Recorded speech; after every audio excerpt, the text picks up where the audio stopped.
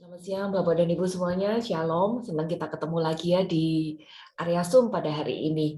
Setelah 1 bulan kita nggak ketemu, benar PA Bunda Teresa ini punya kebiasaan yang berbeda mungkin dengan komunitas-komunitas lainnya. Kita sudah berjalan 15 tahun, tetapi sebagian besar dari kita itu punya anak-anak kecil.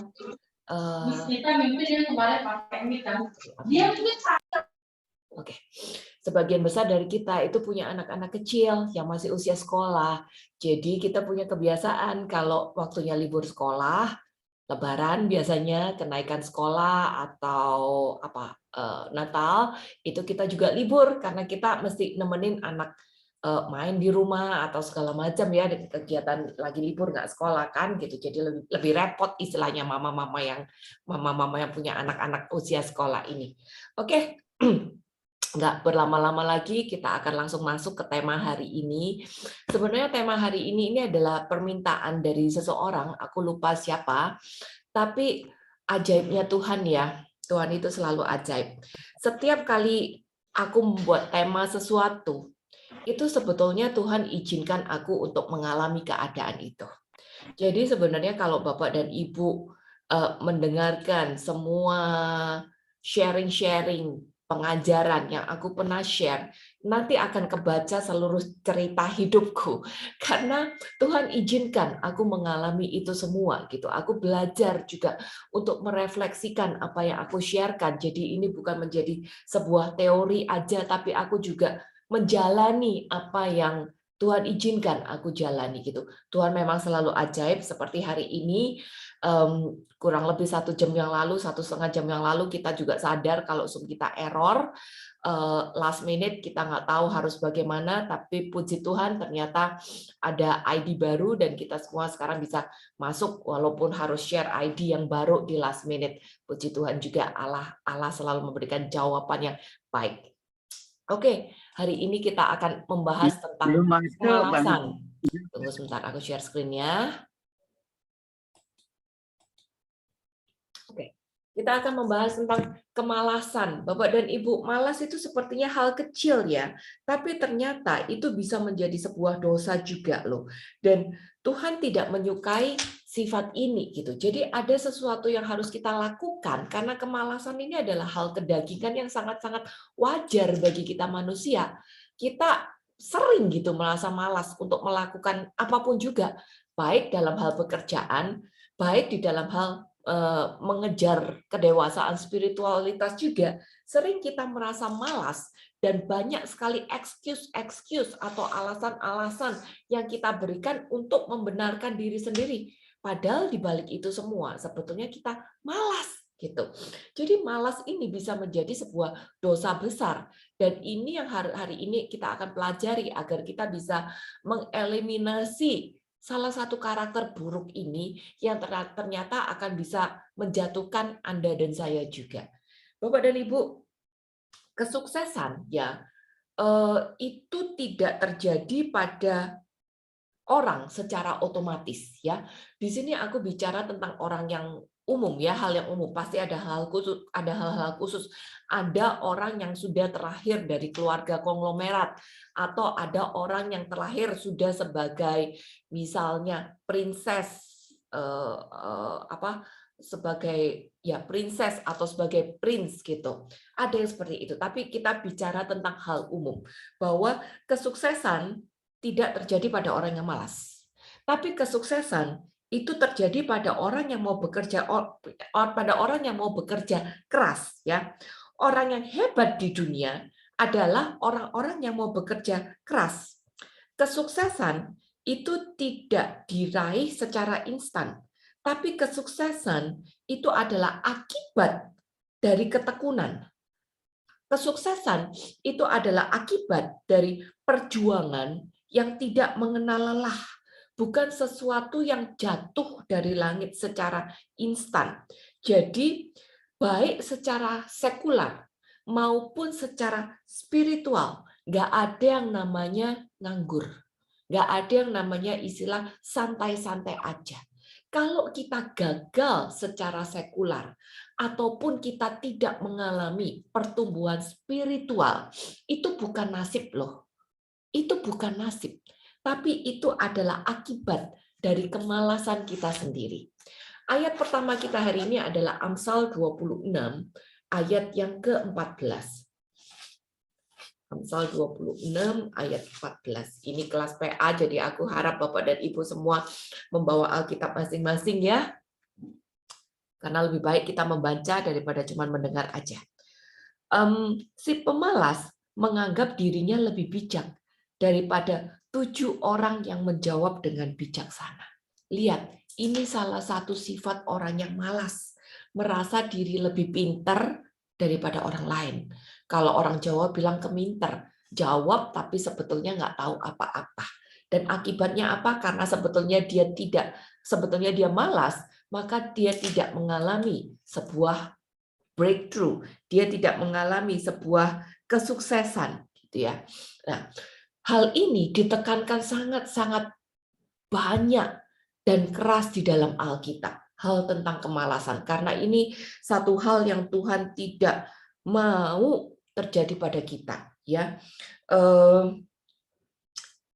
Tesalonika 3 ayat ke-10 ini malah berbicara lebih keras lagi untuk mengajarkan kita untuk tidak jatuh pada kemalasan.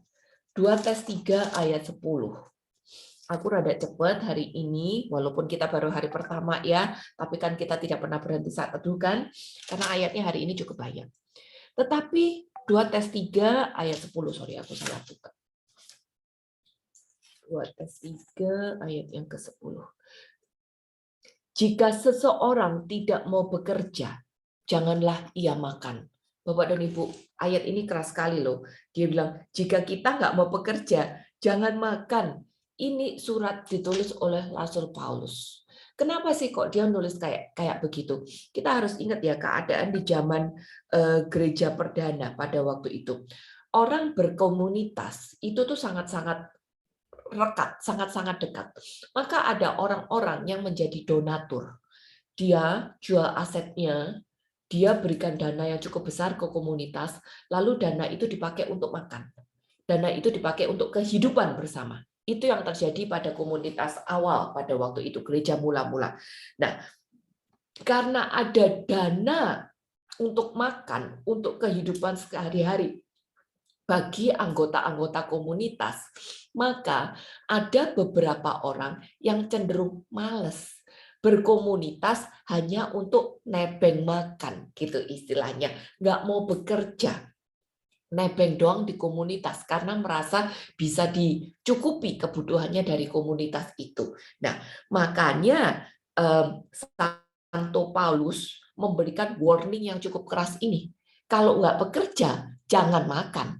Dengan kata lain, Paulus mengajarkan bahwa Tuhan pun mau kita bekerja. Walaupun kita berkomunitas, walaupun kita diberi support oleh komunitas, walaupun kita punya fasilitas misalnya ya, tetap Tuhan mau kita bekerja, berkegiatan, menghasilkan. Kenapa? Karena Tuhan memberikan Anda dan saya kehidupan bukan cuma untuk males-malesan. Setiap kita diberi kesempatan, diberi waktu, diberi talenta-talenta. Dan kalau Bapak dan Ibu ingat dari waktu, kesempatan, talenta-talenta, kehidupan, apa yang Tuhan mau dari kehidupan kita? Ingat nggak apa yang Tuhan mau? Dari setiap kita, Tuhan mau kita berbuah. Ingat kan? Tuhan mau kita berbuah. Kita selalu diumpamakan sebagai sebuah pohon yang harus berbuah. Dan pada akhirnya Tuhan mau memetik buah dari pohon-pohon kehidupan kita. Ingat ada perumpamaan. Kalau ada pohon yang didatengin, tidak ada buahnya, apa yang terjadi? Kalau ada pohon yang Tuhan datengin, Tuhan sebagai pemilik ladang, dia datang lalu nggak ada buahnya, apa yang terjadi? Tebang. Dikutuk, ditebang. Habis dikutuk, ditebang. Itu kita nggak mau kan? Maka Tuhan nggak mau kita males. Apapun yang sekarang Anda dan saya hadapi, Ingat, Tuhan masih kasih kita waktu, kesempatan, talenta. Walaupun ada keterbatasan-keterbatasan, tetap kita harus kelola itu semua. Sehingga kita bisa bertumbuh, berbuah, nggak males, mengalami breakthrough, mengalami kesuksesan, baik di dalam hal sekular dan di dalam hal spiritual. Kenapa? Hal tidak malas ini Tuhan tekankan dengan luar biasa. Ya, semua contoh-contoh rasul-rasul semua bekerja. Petrus bekerja, Paulus bekerja, bahkan di Alkitab dikatakan bahwa kita harus seperti atlet yang terus-menerus melatih diri. Tapi kenapa kok semua begitu? Karena Tuhan sendiri juga bekerja. Kan kita murid Kristus. Kita harus ikut teladannya Tuhan Yesus. Kalau Tuhan Yesus aja bekerja, Dia yang adalah Allah aja bekerja, masa kitanya leha-leha, males-malesan? Kan? Makanya Tuhan nggak suka sama orang malas. Kita harus ikut teladan Dia. Dianya kagak malas, maka kita juga nggak boleh malas. Yohanes 5 ayat 17 itu bilang. Yohanes 5 ayat 17. Tetapi ia berkata kepada mereka, Bapakku bekerja sampai sekarang, maka aku pun bekerja juga. Lihat, Allah Bapa aja sampai sekarang bekerja loh. Untuk siapa? Untuk Anda dan saya. Yesus juga bekerja. Dan pada saat Yesus menjadi manusia, ini yang dia lakukan. Yohanes 4 ayat 34. Kata Yesus kepada mereka, makananku ialah melakukan kehendak Dia yang mengutus aku dan menyelesaikan pekerjaannya. Melakukan kehendak Dia yang mengutus aku. Itu apa? Bekerja. Dia bekerja sebagai tukang kayu, ngajar, bekerja. Baik secara spiritual dan secara harafiah juga dia bekerja. Dan dia bukan bekerja cuma sekedar bekerja, tapi apa? Dia bekerja sampai menyelesaikan pekerjaannya. Bagaimana dengan Anda dan saya? Bagaimana dengan komitmen kita? Apakah komitmen kita setengah-setengah? Apakah komitmen kita kalau aku suka aja, kalau aku ada waktu aja, kalau aku nggak sebel dengan orangnya? Tapi apakah kita berani berkomitmen apapun keadaannya untuk menunjukkan komitmen kita bukan kepada manusia, tapi kepada Tuhan. Bahwa kita adalah pengikutnya yang mau mengikuti teladannya, yang tidak malas, yang mau berjuang, yang mau memakai talenta, kesempatan, waktu dengan kehidupan, kelola semuanya ini tadi maksimal. Mengesampingkan perasaanku, mengesampingkan jadwal-jadwalku, mengesampingkan kebutuhanku pribadi. Bapak dan Ibu, aku juga berjuang untuk itu.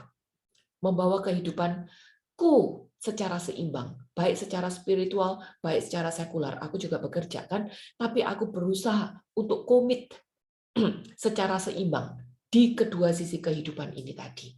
Agar aku tidak mengesampingkan spiritual dengan alasan bekerja. Tapi aku juga tidak menjadi malas bekerja dengan alasan karena aku harus berdoa. Enggak, Tuhan mau kehidupan kita seimbang. Bukan hanya seimbang, tapi lakukan itu semua tadi sampai akhir seperti yang Dia teladani. Karena kalau kita tidak lakukan seperti itu, Amsal 10 ayat 4 akan terjadi pada kehidupan kita. Itu bunyinya, tangan yang lamban membuat miskin, tapi tangan orang rajin menjadikan kaya. Jadi Bapak dan Ibu, kegagalan itu bukan nasib. Kita nggak boleh lagi bilang, aku memang digariskan kayak gini, nasibku memang kayak gini, Tuhan suruh aku kayak gini. Enggak, kegagalan itu bukan nasib, ya, tapi kegagalan itu adalah akibat dari kemalasan kita. Tuhan udah kasih kita contoh banyak sekali. Dia bekerja dari dulu sampai sekarang. Bahkan sebelum kita ada, dia sudah bekerja untuk menciptakan langit dan bumi dan segala macam isinya. Silakan buka di Kejadian 1-2. Itu cerita bahwa Tuhan Allah bekerja. Lalu dia juga memberi kita semangat kehidupan. Bisa dibaca di Yosua 1 ayat 9. Lalu dia bekerja sampai sekarang untuk merancangkan kebaikan bagi kita, untuk merancangkan damai sejahtera bagi kita. Bisa dibaca di Yeremia 29 ayat 11. Bapak dan itu untuk merancangkan damai sejahtera untuk kita. Berapa juta orang di dunia. Itu bukan hal sederhana loh. Itu bukan hal sederhana. Buat kita merancangkan yang terbaik aja buat 1-2 orang anak kita, ya, itu bukan hal yang gampang. Itu baru berapa? 1, 2, 3, 4 anak mungkin.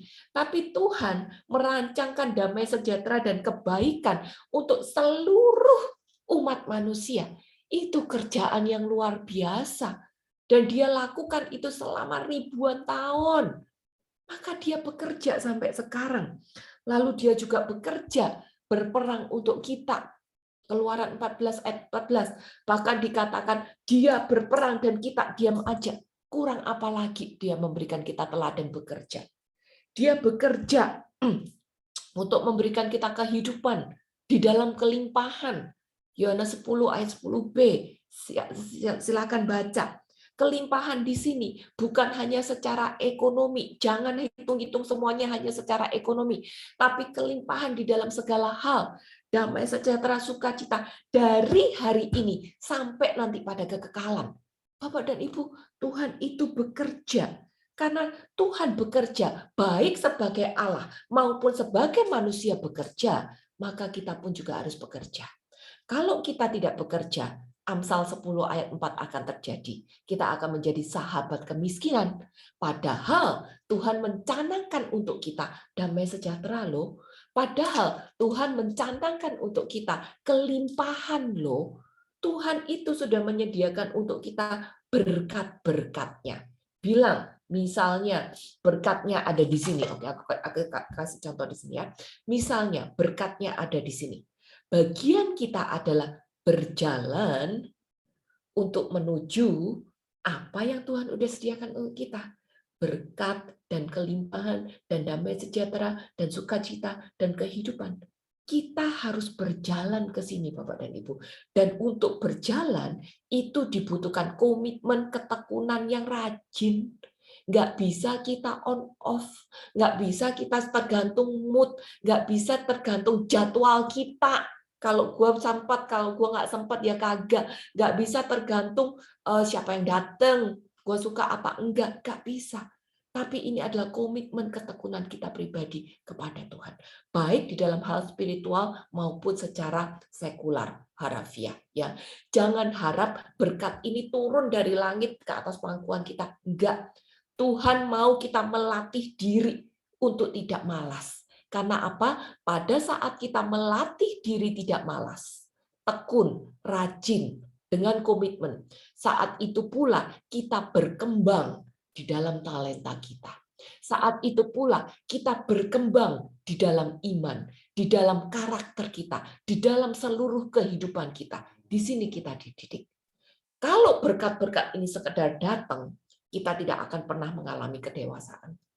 Kita tidak akan pernah berubah, karakter kita tidak akan terbentuk.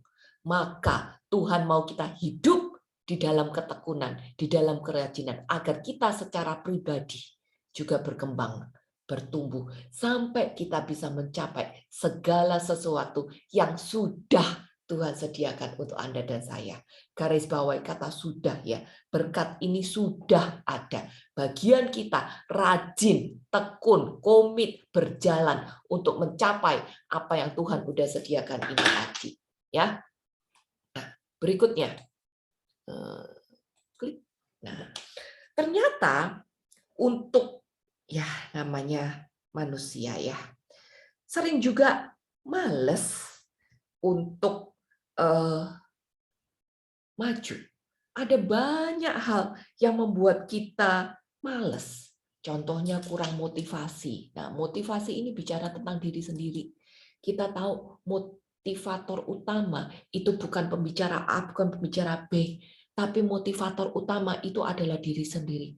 Kalaupun kita mendengar dari motivator-motivator hebat di dunia, kalau kita tidak pernah memotivasi diri sendiri, ya percuma.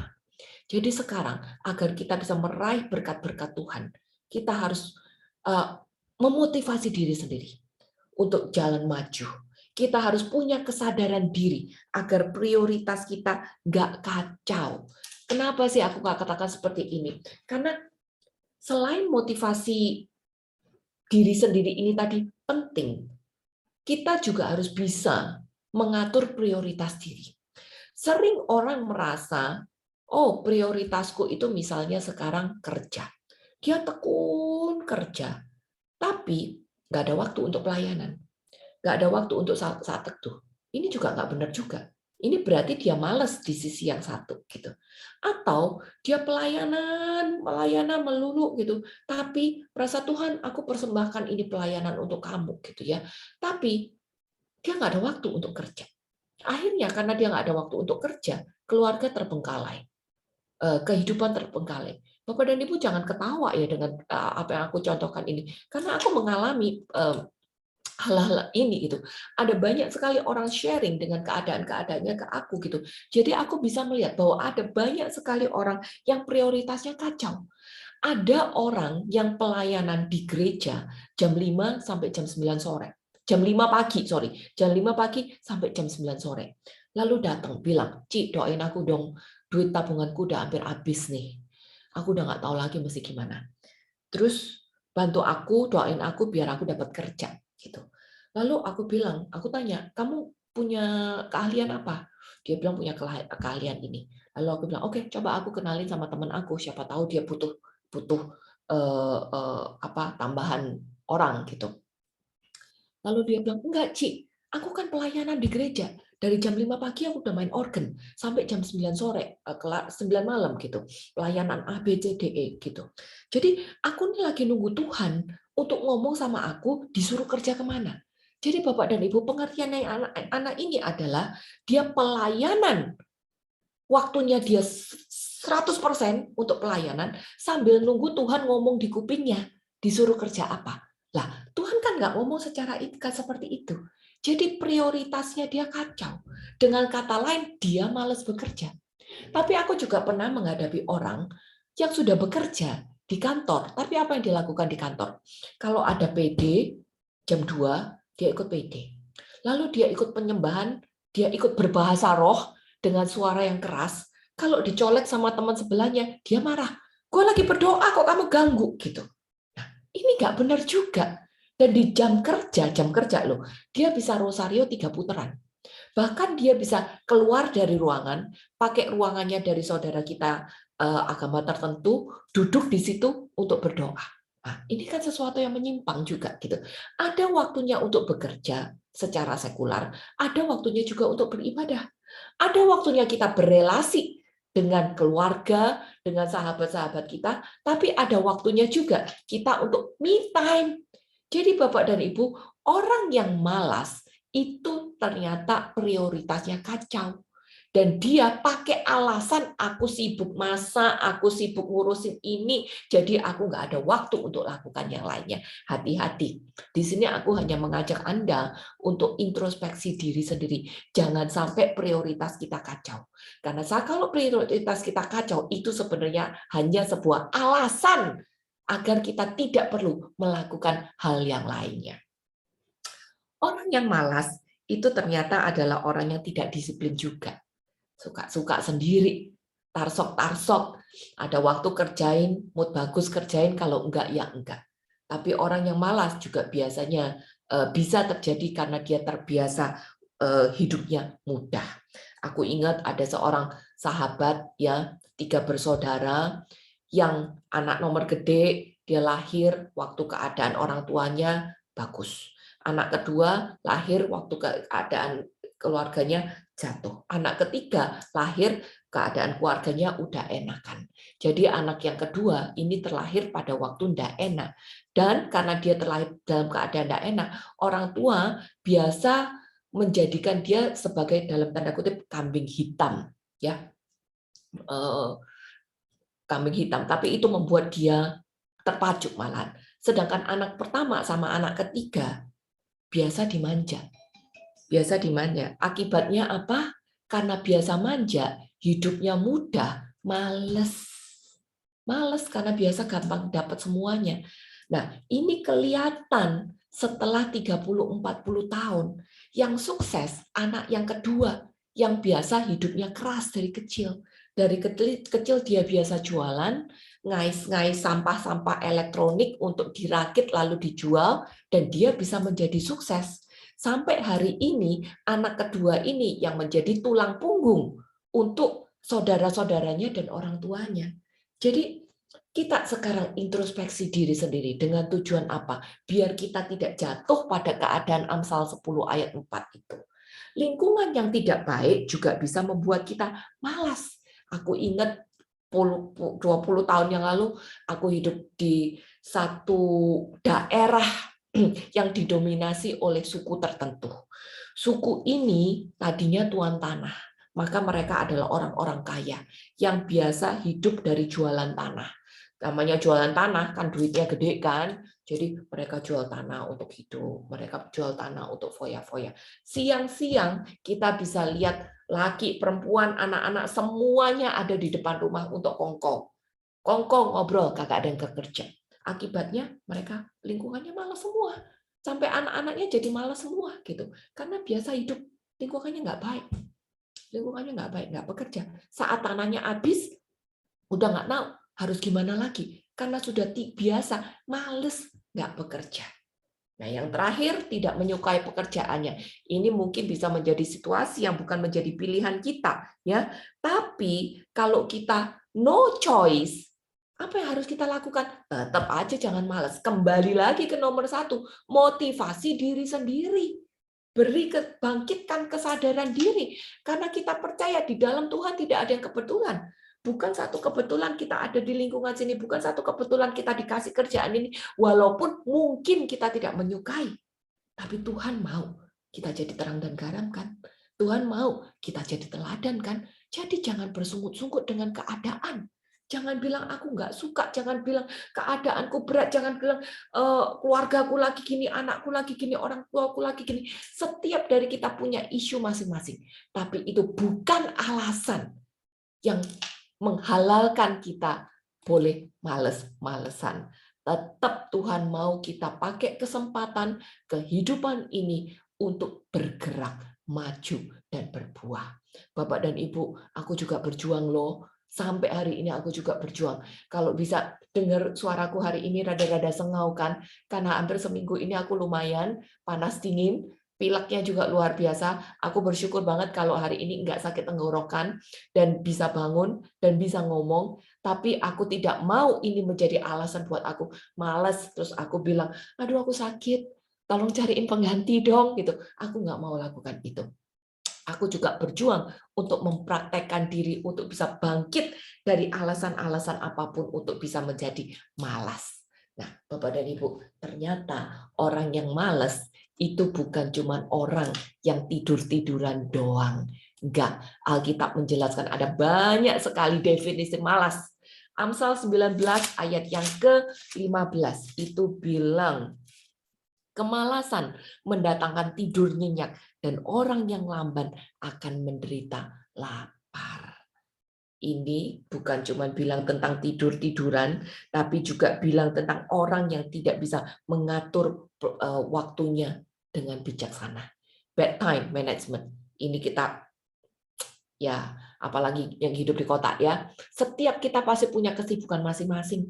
Apapun itu, pekerjaan, pelayanan, saat teduh, me time, ketemu dengan teman-teman, ngatur sekolah anak, masak, apapun itu. Tapi kita tetap diminta untuk atur waktu dengan seimbang. Pertanyaannya, mana yang jadi prioritas kita? Mana yang jadi prioritas kita? Apakah hal spiritual bisa seimbang dengan pekerjaan? Atau kita mementingkan ego kita pribadi? Atau kita mementingkan relasi kita main-main dengan teman-teman? Dalam satu minggu, apa yang menjadi prioritas kita? Sudahkah kita atur waktu kita masing-masing dengan baik? Ingat, prioritas yang tidak seimbang akan menjauhkan kita dari berkat-berkat yang Tuhan udah sediakan untuk kita. Jangan sampai kita kehilangan banyak di dalam hidup. Jangan sampai nasib kita bergeser. Jangan sampai kita mengalami kekecewaan karena kita tidak bisa ngatur prioritas dengan benar. Saya nggak bilang kita nggak boleh ngurusin anak. Saya nggak bilang kita nggak boleh bekerja. Saya nggak bilang kita nggak boleh me time. Boleh. Tapi bagaimana kita atur time management kita masing-masing. Ini yang penting. Kalau kita nggak bisa atur time management dengan baik, ayat bilang prioritas kita akan bergeser. Nasib kita akan bergeser. Lamban akan menderita lapar. Cukup keras ya. Amsal 19 ayat 24 bilang, langkah orang ditentukan oleh Tuhan, tapi bagaimanakah manusia dapat mengerti jalan hidupnya? Oh sorry, aku salah baca. Si pemalas mencelup tangannya ke dalam pinggan, tapi tidak juga mengembalikan ke dalam mulutnya. Ini mah OMG banget deh. Tangan udah dicelupin, masa balikin aja itu. Ini bukti, ini contoh ekstrim orang yang tidak pernah menyelesaikan apa yang dia mulai. Bapak dan Ibu, introspeksi diri sendiri. Mungkin dulu saya pernah komitmen di sini, mungkin dulu aku pernah melakukan pekerjaan ini, mungkin dulu aku pernah melakukan ini, itu, gitu. Kelar nggak? Kelar nggak? Setiap hal, apapun deh yang kita lakukan, pasti ada tantangan-tantangan. Nggak ada hal yang gampang di dalam hidup. Nggak ada hal yang gampang di dalam hidup. Walaupun orang-orang yang sukses sekalipun ya, mereka mengalami kendalanya masing-masing. Contoh kecil yang semua orang paling kenal deh, Thomas Alva Edison. Sekian ratus kali dia mencoba untuk menemukan electricity. Coba kalau dia yang ke 100 dia bilang, udah deh capek deh gue, udah 100 kali kagak nemu-nemu juga, gagal melulu deh. Gue bukan panggilan gue nih untuk ini. Coba kalau dia waktu itu ngomong gitu. Apa yang terjadi? Kita hidup dalam kegelapan semua. Tapi karena dia berjuang untuk menyelesaikan apa yang dia mulai, walaupun harus jatuh bangun, jatuh bangun, jatuh bangun ratusan kali, tapi dia selesaikan. Kualitas ini Bapak dan Ibu yang harus Anda dan saya punya. Ingat, anak-anak Tuhan itu bukan hanya berdoa tok loh ya kehidupannya. Anak-anak Tuhan itu harus bisa menjadi teladan di dalam keseharian, termasuk di marketplace, termasuk di dalam dunia arisan, masuk di dalam hidup bertetangga, termasuk di dalam pekerjaan apapun juga gitu. Jadi apapun yang sudah Anda mulai, belajar untuk selesaikan itu. Biar di manapun kita berada, kita bisa menjadi teladan. Yang orang bisa lihat, oh, kamu rajin, kamu tekun, kamu punya daya juang, kamu bisa bangkit lagi, kamu punya drive yang bagus untuk bisa memotivasi diri sendiri, walaupun ada tantangan dalam kehidupan. Ini kualitas anak-anak Tuhan yang harus kita tunjukkan pada orang-orang di sekitar kita. Jangan mulai sebentar, give up. 2-3 bulan, udah deh, mutung deh, ini bukan panggilanku kayaknya kok berat ya, kayaknya kok susah ya. Enggak. Tapi ayat bilang, jangan sampai kita celupin, tapi narik kembalikan mulut aja, enggak mau. Amsal 26 ayat 16. Ini sesuatu yang mungkin tidak terpikir termasuk di dalam konteks malas, tapi ternyata yes, ini termasuk di konteks malas. Si pemalas menganggap dirinya lebih bijak daripada 7 orang yang menjawab dengan lebih bijaksana. Bapak dan Ibu, ternyata orang yang malas adalah orang yang tidak mau belajar. Orang yang merasa diri paling baik. Ya, dia merasa diri pintar, dia merasa diri paling benar, dia merasa diri paling tahu. Maka biasanya kerjaannya apa? Kritik. Kritik orang lain doang. Ngomongin orang, tapi dia tidak bisa bercermin pada diri sendiri. Ini berlaku baik untuk hal sekular maupun terhadap hal spiritual. Jangan sampai kita merasa diri saya paling tahu, saya yang paling baik. Saya sudah tahu kok, Sheila ngomong apa saya sudah tahu kok, itu ngomong apa udah tahu kok. Enggak, tapi kita belajar untuk rendah hati. Pakai segala sesuatu, posisikan diri sebagai murid deh. Karena memang status kita murid kan. Nggak ada dari kita yang statusnya guru termasuk saya. Saya juga belajar ini. Siapapun yang ngomong apa yang aku biasa lakukan, aku bawa notes kecil untuk catat. Karena aku percaya Tuhan bisa ngomong lewat semua orang. Termasuk orang yang paling membosankan sekalipun. Misalnya gitu. Tuhan bisa ngomong lewat mereka. Jadi aku tidak mau merasa, oh, aku sudah tahu. Enggak. Karena status kita itu murid. Jadi aku belajar untuk terus mau belajar. Untuk mau memperbaiki diri. Dan terutama bercermin. Karena apapun yang Tuhan didik untuk kita, baik di dalam hal sekular maupun di dalam hal spiritual. Tuhan mau kita berubah. Jangan sampai kita cuma pinter secara pengetahuan knowledge doang, tapi kita tidak pernah berubah secara karakter. Kalau kita tidak pernah berubah secara karakter, ternyata itu juga dianggap sebagai malas. Kayak ayat ini tadi bilang, menganggap dirinya lebih bijak. Nggak mau berubah. Karakter kita harus berubah. Kalau kita cuma sekedar tahu pinter secara otak, tapi karakter inner tidak pernah berubah, ini termasuk kemalasan juga. Jangan sampai kita jatuh pada keadaan seperti ini. Ya, kita harus terus bisa mengkoreksi diri sendiri, karena ini yang Tuhan mau di dalam kehidupan kita, mengkoreksi diri sampai hidup kita berkenan di hadapan Allah. Bukan hanya talenta kita berkembang, bukan hanya knowledge kita berkembang, bukan hanya relasi kita berkembang, tapi terutama karakter kita pun juga berkembang. Jadi Bapak dan Ibu ingat, semuanya harus balance. Ya, knowledge berkembang, relasi berkembang, pelayanan berkembang, karakter juga berkembang. Kalau ini semua berkembang, hal-hal sekular pun juga pasti berkembang. Ya, Amsal 20 ayat 4 dan 13 itu bilang, pada musim dingin si pemalas tidak membajak, jikalau ia mencari pada musim menuai, maka tidak ada apa-apa. Janganlah menyukai tidur, supaya engkau tidak jatuh miskin. Bukalah matamu, dan engkau akan makan sampai kenyang. Bapak dan Ibu, singkat kata, jangan menunda-nunda, jangan males. Bisa jadi kita udah dikasih kesempatan, tapi karena tarsok, akhirnya kita nggak dapat apa-apa. Akhirnya orang lain ngeduluin kita, akhirnya orang lain yang dapat duluan. Kan ada ayat bilang orang yang terakhir akan menjadi terdahulu. Kenapa yang terakhir menjadi terdahulu? Karena yang duluan males. Jangan sampai itu terjadi pada kita gitu. Hari ini Tuhan udah ingetin sama kita, kasih kita kesempatan, waktu, talenta. Bangkit dari kemalasan harafiah, bangkit dari kemalasan spiritual. Pakai itu semua sebagai cermin diri sendiri, agar pada waktu Tuhan datang melihat pohon kehidupan kita bisa setorkan buah-buahnya. Kita nggak bilang, Tuhan, ini nih relasiku udah banyak nih. Tuhan, ini buku catatanku udah tebel nih. Enggak, bukan itu yang Tuhan mau. Tuhan mau buah kita adalah karakter kita. Ya. Amsal 6 ayat 6 9-11. Hai pemalas, pergilah kepada semut, perhatikanlah lakunya dan jadilah bijak.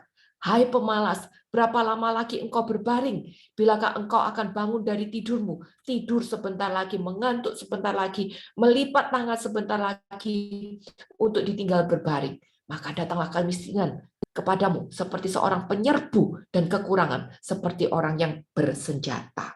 Bapak dan Ibu, ini ayat ini jelas sekali bahwa kesuksesan itu tidak jatuh dari langit. Kegagalan, kemiskinan itu bukan nasib, tapi akibat dari kemalasan. Maka jangan menunda-nunda. Kita, Bapak dan Ibu, manusia ciptaan Tuhan yang paling tinggi, derajat yang punya akal budi, yang diberi segala macam talenta, ternyata disuruh bercermin nama semut. Semut yang hidup di dalam ketekunan, sehingga punya makanan pada waktunya gitu. Demikian juga dengan kita. Jangan sampai kita tidak punya pegangan pada waktu kita butuh secara harafiah. Jangan juga kita tidak punya pegangan dalam arti spiritualitas juga, kosong pada waktu musim paceklik. Enggak. Jangan menunda. Apapun keadaan Anda hari ini, sakit kayak saya pun, biar kita berjuang untuk bangkit dan pakai waktu, kesempatan, talenta yang ada untuk bisa mendapat berkat yang Tuhan udah sediakan pada kita. Tetap berjalan, fokus, lurus, tanpa menunda-nunda lagi. Ingat, hidup ini diumpamakan sebagai sebuah pertandingan. Setiap dari kita harus lari untuk bisa mencapai apa yang Tuhan udah sediakan untuk Anda dan saya.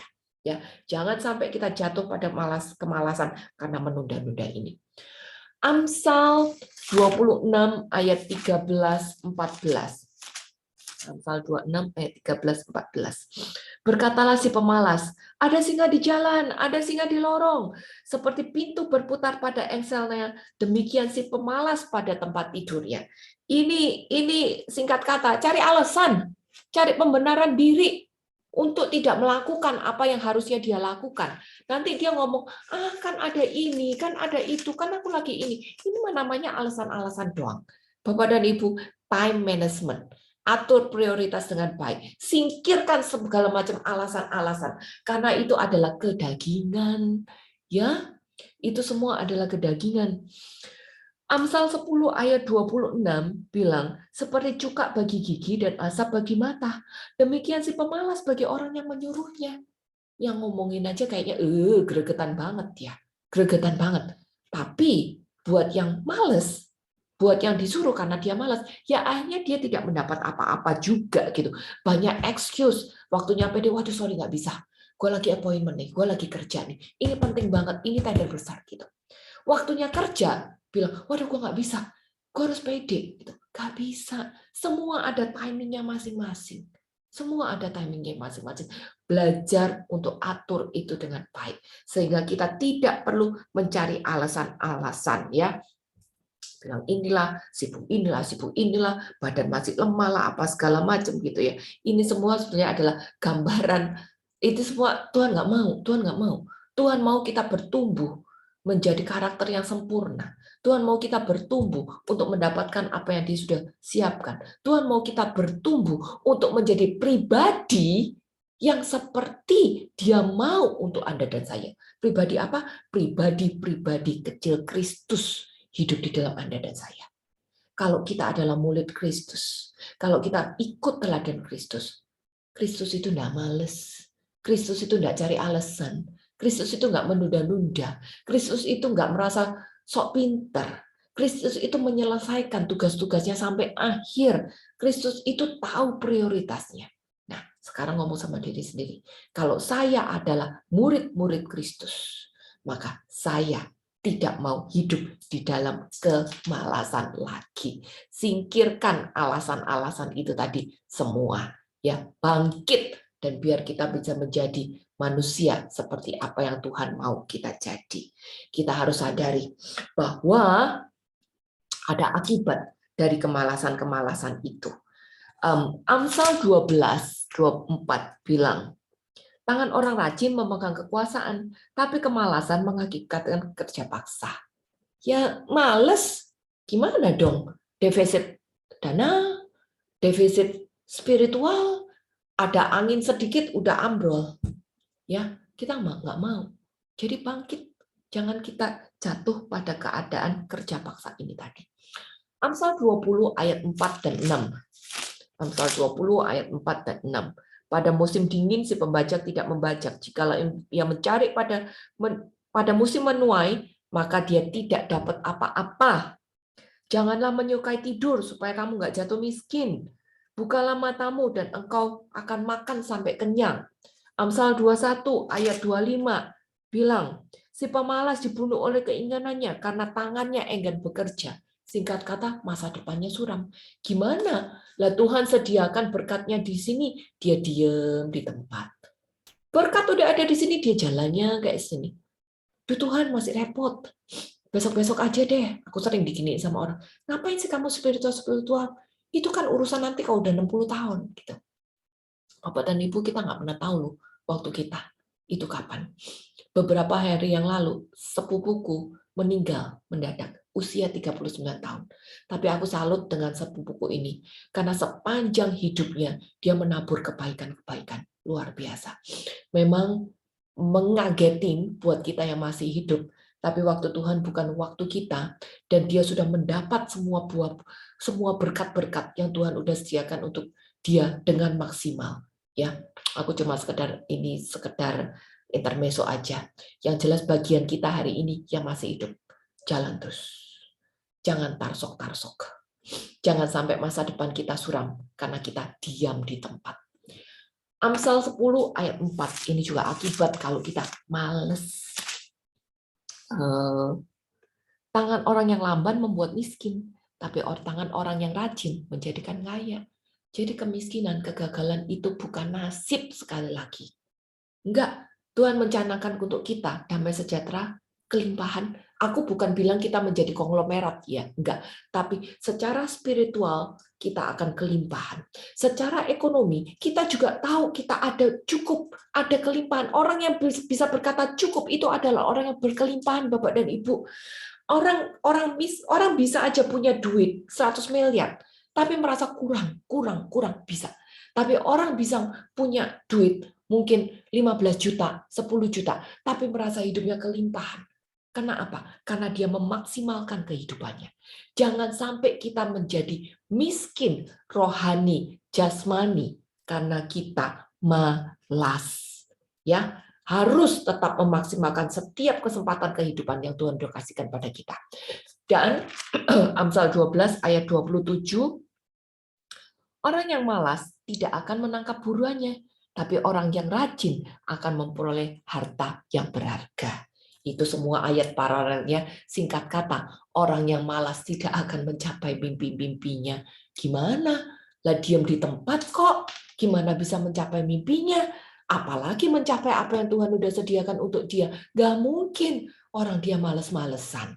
Orang prioritasnya kagak benar. Orang dia tarsok-tarsok. Ya, kita harus ingat Bapak dan Ibu bahwa Anda dan saya diciptakan untuk sebuah tujuan, bukan hanya untuk homya-homya, bukan hanya untuk entertain diri sendiri, bukan hanya untuk menikmati tidur-tiduran, tapi kita semua diciptakan untuk sebuah tujuan, dan setiap mimpi kita harus sejalan, sinkron dengan apa yang Tuhan udah tetapkan untuk Anda dan saya. Dan kita harus berjalan ke arah itu. Kita harus berjalan ke arah itu. Karena hanya dengan berjalan ketekunan, setiap dari kita berkembang di dalam karakter, berkembang di dalam talenta, berkembang di dalam kesempatan-kesempatan, berkembang di dalam hal iman.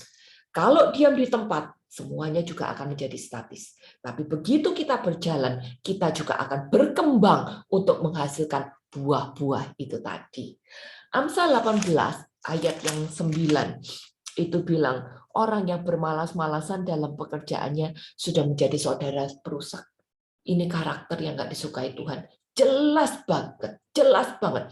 Terlalu banyak ayat tentang kemalasan ini yang ada di dalam Alkitab kita, Bapak dan Ibu. Dan ternyata malas itu bukan cuma hal tidur-tiduran, tapi termasuk malas untuk introspeksi diri sendiri. Malas untuk bercermin, malas untuk berubah. Karena malas untuk berubah berarti nempel sama kesombongan. Hati-hati.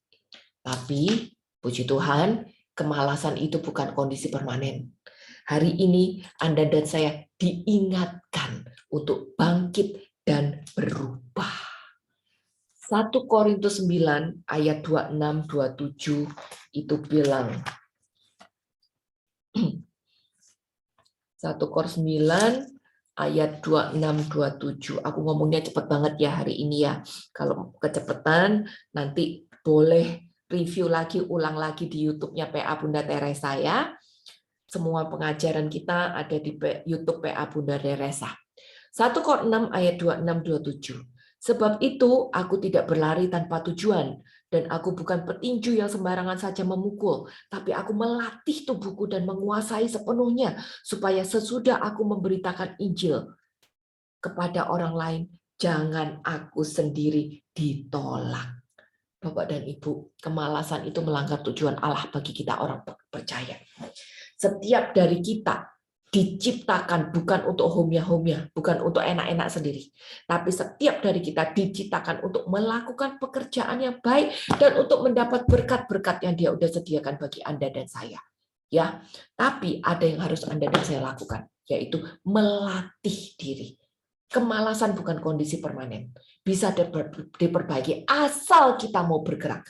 Asal kita mau bangkit, asal kita mau bercermin, asal mau kita introspeksi diri sendiri dan berubah, ya. Bangkit, latih diri. Ini adalah proses. Lihat kata-katanya tadi apa tuh? melatih tubuhku, bukan cuma satu kali loh, sepanjang hidup kita, berproses untuk menguasai setiap aspek dari kehidupan kita. Hati, pikiran, tubuh, roh, dan jiwa, perkataan, perbuatan, semuanya. Ya, agar makin hari kita menjadi lebih baik. Jangan sampai kita kerjaan sukses. Jangan sampai kita koneksi banyak.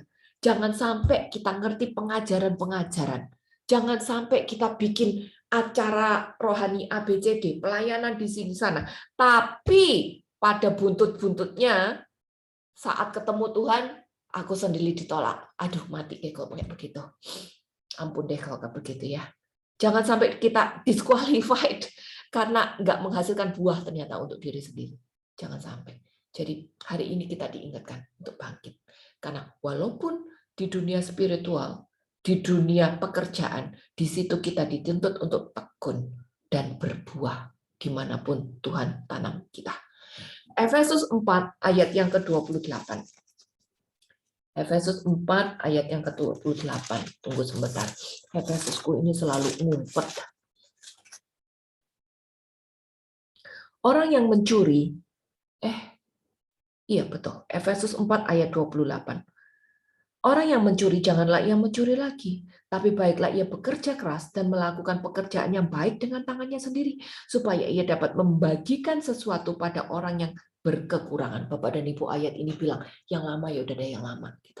Tuhan ampuni yang lama. Tapi hari ini, detik ini, titik ini, waktunya kita untuk bangkit. Untuk apa? Agar kita kembali menjawab panggilan Tuhan untuk melakukan pekerjaan yang baik. Pekerjaan baik bagi orang-orang di sekitar kita. Ya, kita harus menjadi berkat, kita harus menjadi teladan, baik di pekerjaan, baik di dalam relasi dengan sesama. Kita tunjukkan pada orang-orang bahwa kita bukan orang yang malas, bahwa prioritas kita tidak menyimpang, bahwa karakter kita terbentuk, bahwa apa yang kita lakukan secara spiritual memberi dampak bagi diri kita sendiri dan orang-orang di sekitar kita. Hidup kita harus memberi dampak. 1 Tim 5 ayat yang ke-8. Tetapi jika ada seorang yang tidak memelihara sanak saudaranya, apabila apalagi seisi rumahnya, orang itu murtad dan lebih buruk daripada orang yang tidak beriman. Bapak dan Ibu, kewajiban kita loh. Apalagi kita yang PA di sini ya, 56 orang. Kewajiban kita untuk memberi untuk memelihara sanak saudara, apalagi seisi rumah. Memelihara itu dua hal, spiritual, harafiah juga.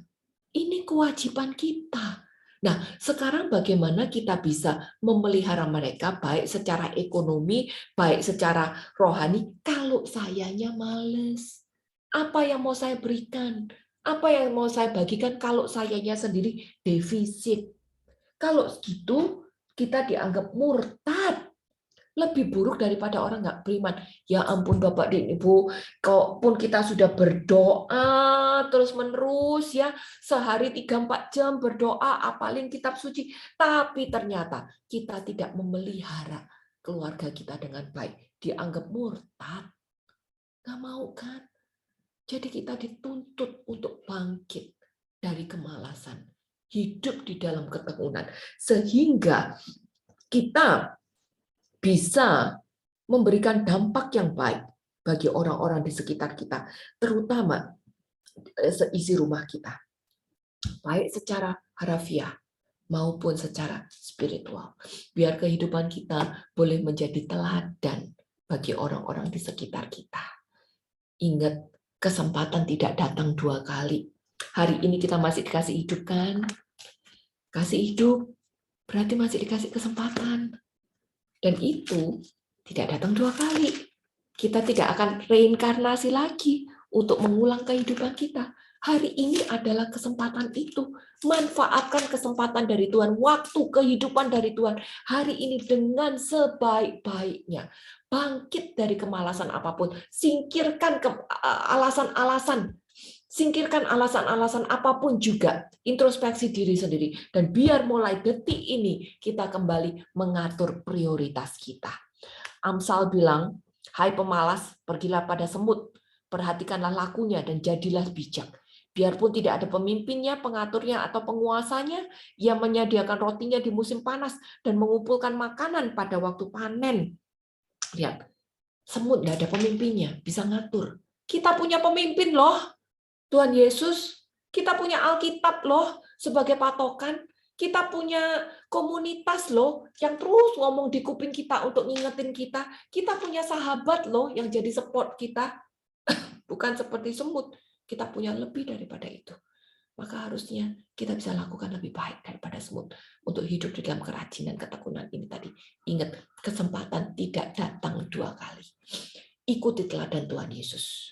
Tuhan Yesus baik sebagai Allah, baik sebagai manusia, dia non-stop bekerja.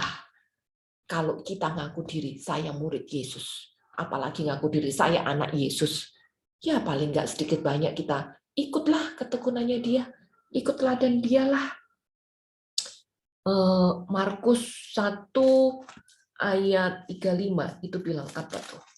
Markus 1 ayat 35 itu bilang, pagi-pagi benar, waktu matahari masih gelap, ia bangun dan pergi keluar. Ia pergi ke tempat yang sunyi dan berdoa di sana. Contoh ketekunan Tuhan Yesus, pagi-pagi benar, saat hari masih gelap. Kita doanya jam berapa? Jam 6, setengah 7, udah terang. Kalah sama saudara-saudara yang lain ya, yang doanya jam 4 pagi waktu masih gelap gitu. Belajar.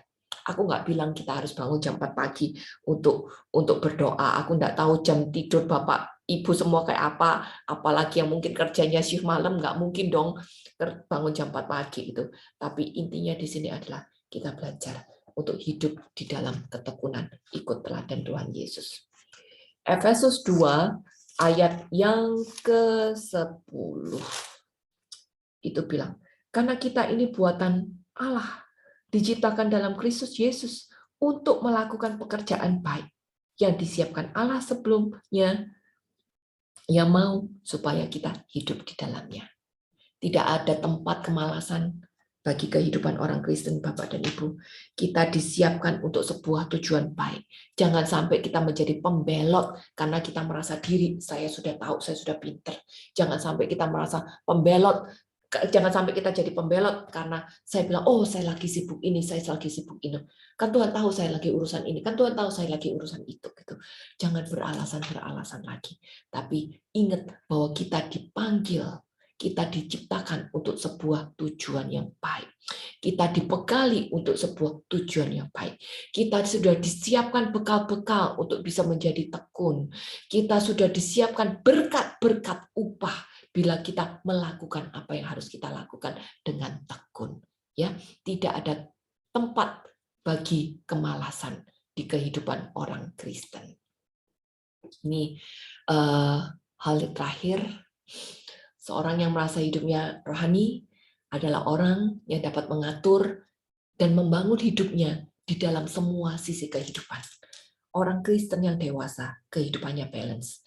Baik jam doanya, hidup berkomunitas, pelayanan, saat teduh, pekerjaan, relasi dengan keluarga, relasi dengan sesama, termasuk me time. Kita juga butuh me time.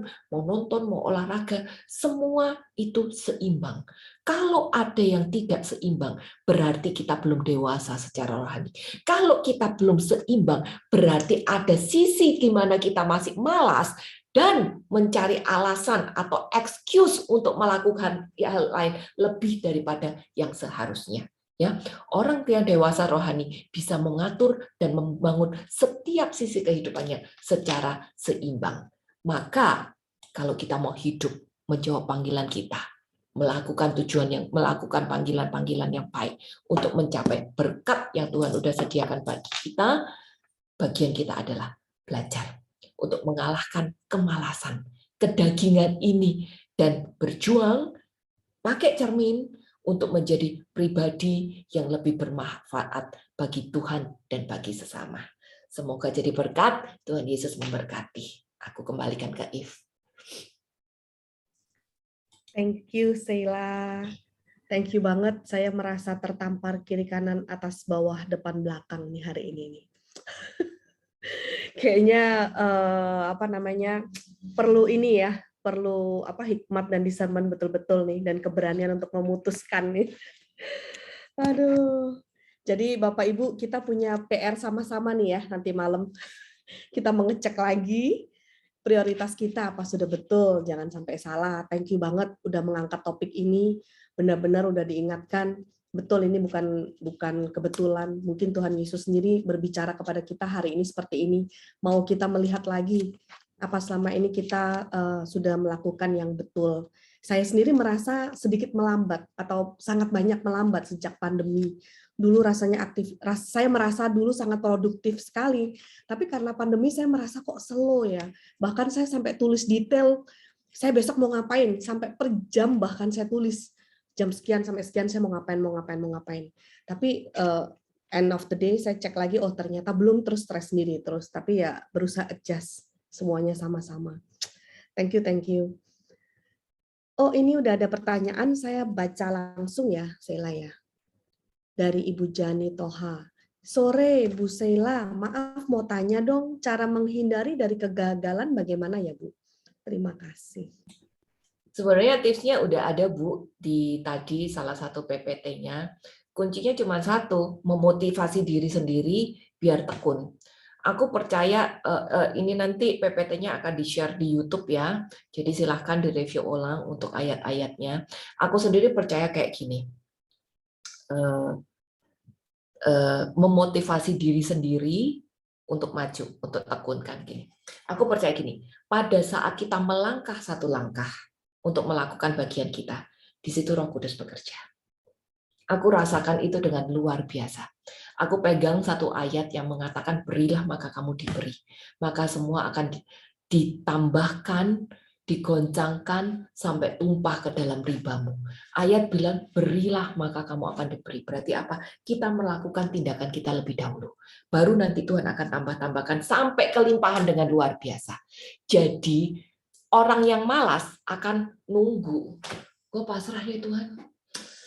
Nasib gue gini, gue pasrah Tuhan, Tuhan kasih aku kayak gimana, aku percaya Tuhan kasih kayak gini gitu, tapi dia tidak melakukan apa-apa. Bahasa sederhananya adalah ora et labora. Selalu ada bagian yang harus saya lakukan. Jadi agar kita tidak gagal, langkah pertama motivasi diri sendiri untuk melangkah. Walaupun mungkin takut, walaupun mungkin berat, walaupun mungkin sepertinya semuanya gelap, walaupun mungkin ada banyak kendala, tapi aku percaya saat kita nguatin hati untuk melangkah dengan berbagai macam resiko, setelah itu bagian Tuhan akan digenapi. Dia akan tambah-tambahkan untuk kita semuanya. Bapak dan Ibu, bedanya iman sama nekat itu tipis. Bedanya iman sama nekat itu tipis. Kalau iman, kita tahu ujungnya itu di mana. Kalau nekat, suka-suka kita sendiri gitu. Tapi kita bukan orang yang nekat. Kita adalah orang yang mau bangkit, melawan diri sendiri, untuk bisa kembali tekun, rajin, bangkit dari kegagalan, untuk mencapai apa yang Tuhan udah sediakan untuk kita. Itu iman.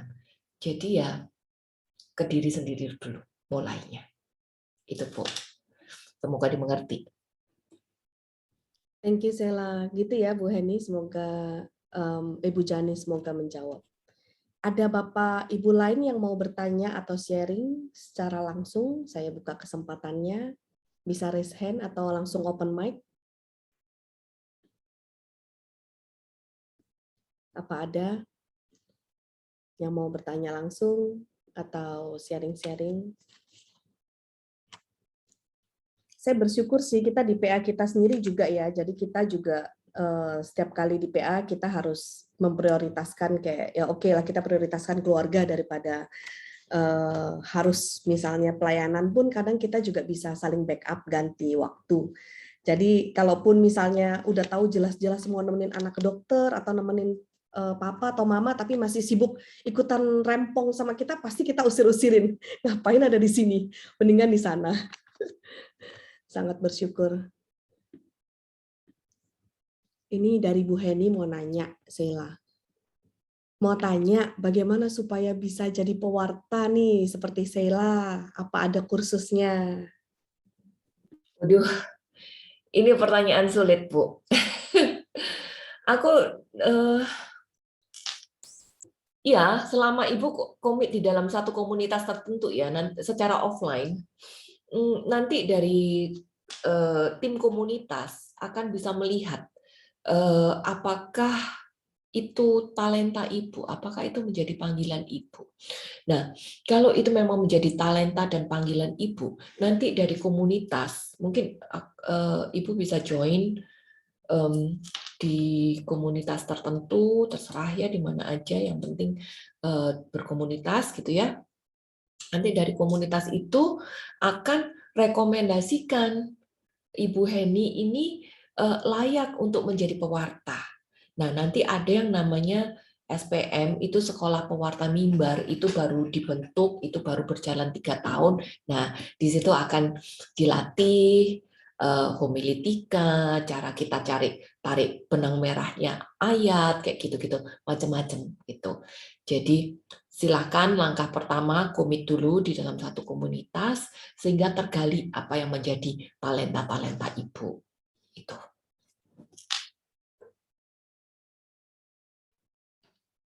Gitu ya Bu Heni. Bisa terus join terus juga di PA Bunda Teresa, nanti bisa melayani bareng-bareng kita juga di sini. Pertanyaan berikutnya nih Sheila, dari Ibu Leli. Bu Sheila mau nanya, jadi kalau kita masih malas, berarti iman kita belum bertumbuh ya? Jadi bagaimana kita bisa melawan kemalasan ini ya? Kemalasan itu hal kedagingan ya sebetulnya ya. Kedagingan itu adalah salah satu musuh terbesar kita. Karena yang dilawan itu adalah diri sendiri. 7 dosa pokok, ingat, keserakahan, termasuk rakus loh. Termasuk rakus loh. Saya jadi ingat saya doyan gorengan sama coklat, kolesterolnya sampai merah, itu juga termasuk dosa itu.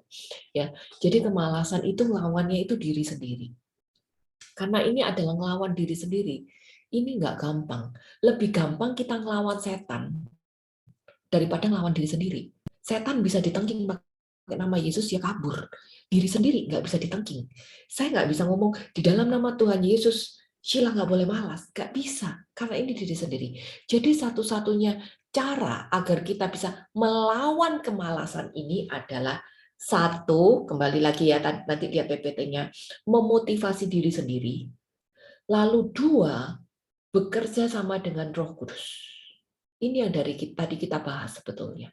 Karena tanpa kekuatan dari Roh Kudus, kita nggak akan mampu lawan diri sendiri. Gitu. Jadi, ya, bagaimana ngelawan kemalasan? Satu, diri sendiri dulu. Saya mau memotivasi, saya mau melangkah walaupun berat nih Tuhan, walaupun sakit, walaupun kayaknya gelap, walaupun saya nggak tahu harus gimana, tapi saya mau coba, saya mau melangkah dulu deh. Satu langkah, sertakan Roh Kudus. Aku percaya itu. Aku percaya saat kita mau melangkah, kita libatkan Roh Kudus, kita akan terus makin dimampukan, makin dimampukan, makin dimampukan. Ingat ya, ini proses. Ini proses. Terus-menerus ayat bilang. Gitu. Jadi itu langkahnya. Diri sendiri dulu, libatkan Roh Kudus. Ya, thank you Sheila. Terus ini pertanyaan lanjutan nih dari Pak Susanto ya. Bagaimana seseorang memotivasi diri sendiri kalau seseorang itu punya watak karakter dablek? Gini, ada ayat yang bilang, manusia bukan hidup dari roti saja, tapi dari setiap firman yang keluar dari mulut Tuhan. Ya, berarti manusia ini kan terdiri dari tubuh, roh, dan jiwa kan. Karena tubuh, roh, dan jiwa kita harus dikenyangkan. Aku sambungkan nih dengan pertanyaan Pak Santo, memotivasi diri sendiri. Ngomong, ini cara sederhana psikologis juga. Ngomong sama diri sendiri, saya bisa, saya sanggup lakukan ini, saya sanggup lakukan itu. Gitu. Ngomong, biar kuping kita juga dengar. Saya mau jadi teladan. Walaupun berat, saya bisa. Saya bisa. Ini cara sederhana aja untuk memotivasi diri sendiri, Pak.